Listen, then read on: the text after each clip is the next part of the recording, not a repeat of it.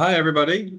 Richard James. I'm at the medical librarian at Delaware Hospital. I'm gonna talk very briefly. I was asked to just talk about one more time the Pivot RP database, which is a funding database that we have across Nemours, and also I think that it's accessible from the University of Delaware too. I also wanted to take a minute to talk about the launch, official-ish launch of the final version of our faculty profiling and research information management system. Experts at Nemours, the pure website that you may have heard about. So let me get started. And actually, I wanted to just mention, and maybe people are interested in this, I was at a Academy Health conference the last couple of days and went to a few PCORI presentations, and they did announce, people may already know about this, but PCORnet, which is an associated research initiative, PCORI announced they're going to do a sort of a request for proposals for a rare disease funding opportunity, and my ears perked up for Nemours when I heard about that, because it's like a lot of money and sort of clearly possibly areas of interest for the organization. But keep your eyes peeled for that. They're going to make the announcement in the next month or so. It hasn't sort of been announced yet, but may be of interest to people. But I'm going to talk about, as I said, I'm going to talk about the Pivot database. Pivot database is a funding database that is of interest because people are very familiar with kind of the typical sort of federal sources, kind of like where that money historically, maybe not currently, has been available. And particularly because at the Academy Health Conference there was a lot of talk about sort of the funding landscape and sort of looking more closely at corporate, philanthropic, sort of other funding opportunities. So it's worth taking a look at Pivot in that regard, because although sort of several economists at the conference did point out that all of the philanthropic money in America doesn't come close to the amount combined of the federal funding opportunities that may be lost, people are going to be in a situation of having to look more closely for alternative funding sources. So Pivot does, it's a relatively sort of large database, which along with kind of sort of the typical federal sources, you can certainly go there for, all of the federal entity grant notices, but it also does a pretty good job of collecting and collating sort of, smaller, sort of, like less visible opportunities from sort of philanthropies, either nationally or locally, personal kind of philanthropies, organizational sort of opportunities, it's your American Heart Association, American Diabetic Association, things of that scale, but smaller, the ones that are sort of like more hard to be aware of. So you get to this database, on Nemours at least. It's linked from the medical library website. Medical library website is, linked from the homepage. On the medical library website, there is an author and researcher funding services link. And what you have here is various kind of like resources that may be of interest to you, but down here on the right-hand side is the link to the Pivot database. So the Pivot database, because, unlike most of our databases where you can just sort of access them, particularly if you're on the network or perhaps using single sign-on, we don't have single sign-on set up for Pivot. And, you do need to access it using a personal account, because it does enable you to sort of customize the experience that you have so that you can set it up to see opportunities that are of particular interest to you. this does require me to have remembered my password. Oh, look at that, fortunately. So, search for funding.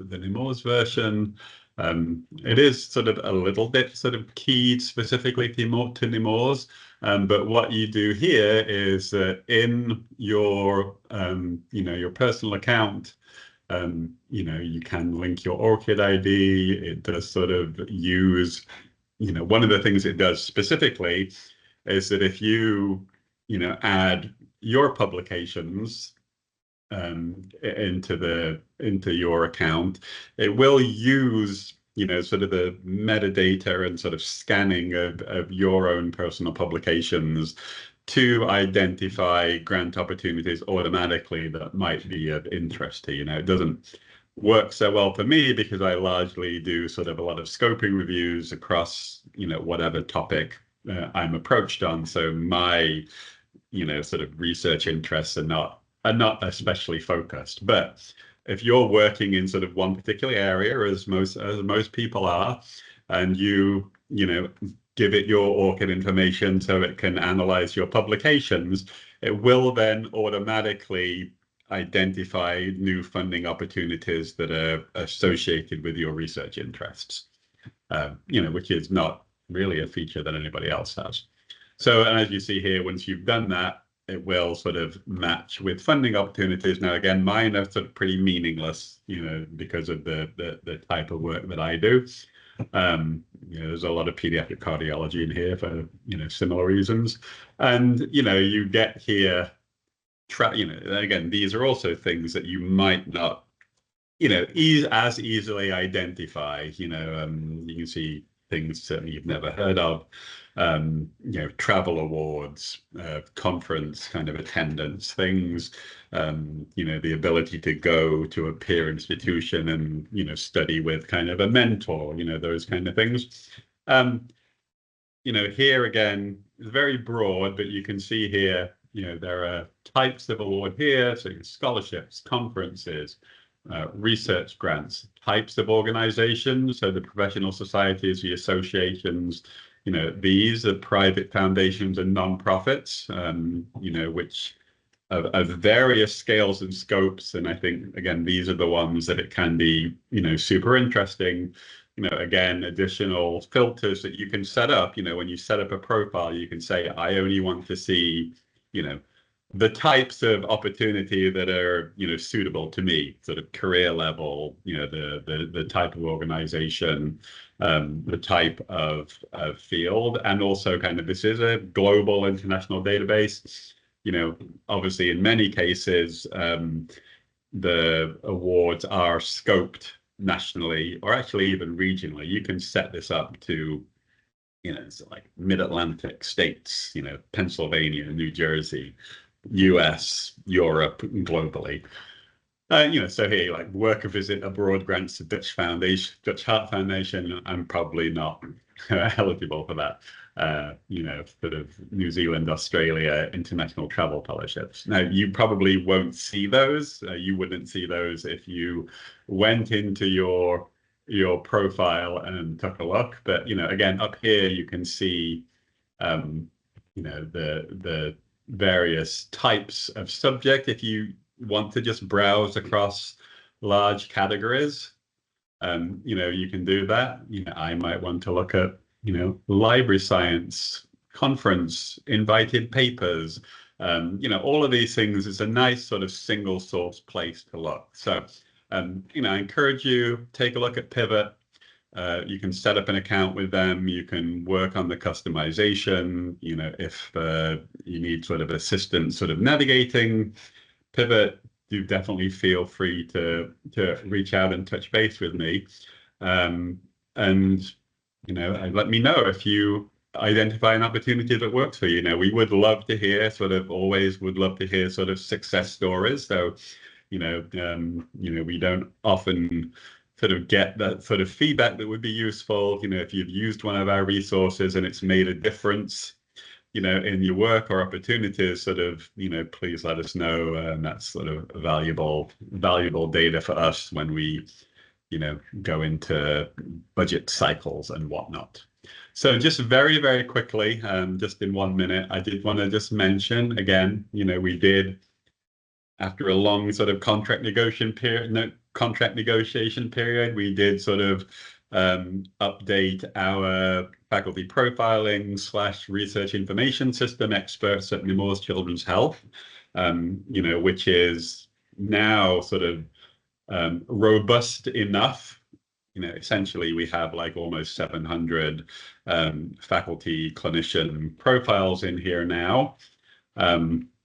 We have several hundred more available, to the point where we did a little sort of bootstrap analysis, and we have enough profiles to provide sort of a profile for really anybody who's published and done research at Nemours within the past sort of couple of years. So what you can see here is, Rob's on the call probably, so I'll look at his because it's nice and fleshed out. Typical profile on Nemours, you see sort of right at the top here. You have some sort of top level, impact data, a little chart of your outputs and activities, H-index, number of citations, global map of research sort of networks, organizations that you've worked with, where you've shared a research output with an organization in a particular country or in a particular state. And then, a list of publications. These are sourced from multiple places. The site that we're using has a very organic connection with the Scopus database and sort of automatically imports new publications from Scopus. It links out to PubMed, so we're ingesting new publications as they come into PubMed with a little bit of sort of tweaking on our side.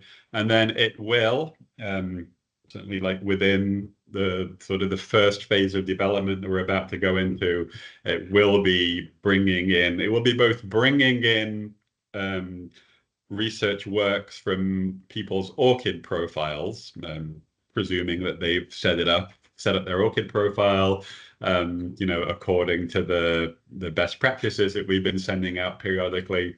But it will also send out Scopus publications to ORCID profiles, so that part of a person's ORCID profile will be automatically updated, and then the only kind of corrections or additions people will have to make to their ORCID profile is sort of conference work, non-peer-reviewed publications, other types of work that won't come in through Scopus or PubMed, and those will be bought into, so things, like some kind of, working papers, conference presentations, things you write for the newspaper.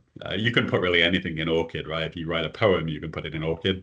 Please, if you've written any poems, put them in ORCID, or published any poems, I should say. And those things will all be sort of aggregated into the publication profile on Pure to provide kind of a single source.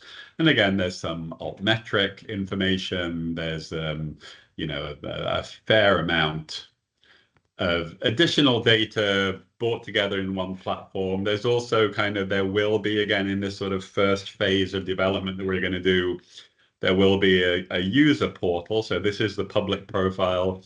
Everybody will have the opportunity to sort of, log into a personal portal, which will have a little more sort of granular and specific kind of impact and network data beyond just kind of the stuff that's, available on the public site, such as this. So stay tuned. There'll be like more sort of launch information coming out through various channels.